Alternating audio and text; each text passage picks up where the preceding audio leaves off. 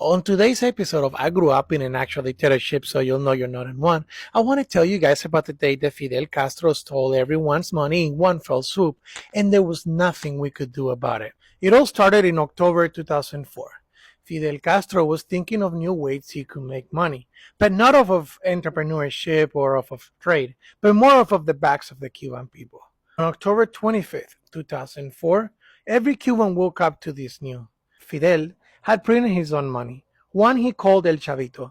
Basically, it was a Cuban dollar. In addition to our Cuban pesos, now we had a Cuban dollar, its value equivalent to a US dollar.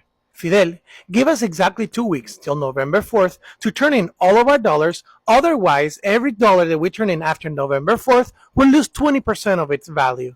And since every store, anything that you could buy, you can only buy with this new dollar Chavito, Cubans had no choice but to turn in their money and get this fake new money instead. Why was that a smart play for Fidel Castro? He knew that year in 2004, Cubans from the United States had sent their family members in Cuba over $1 billion in help.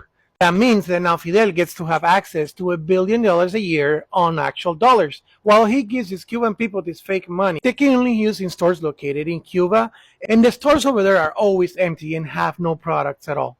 To top it off, in 2021, Fidel Castro took the Cuban dollar out of its currency and created two types of stores. Stores in US dollars and stores in Cuban pesos. He started paying his people in Cuban pesos so they can buy in the stores with Cuban pesos, and then for those that have family members in the US, they can use the dollars from their family members to buy in the stores from the dollar stores. What eventually happened? The stores that the government have for the Cuban pesos are running out of products. Now they're empty. There is nothing to buy.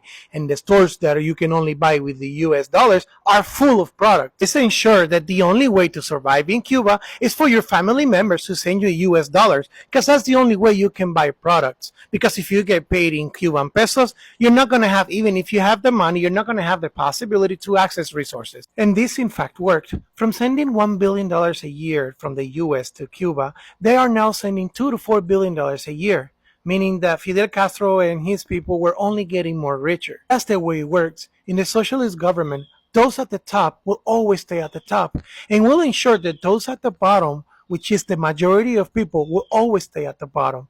If you give them the power to feed you, you definitely give them the power to starve you. And believe me, they will use the latter. For this, and for many more reasons, it's why I tell you, America is not a dictatorship at all.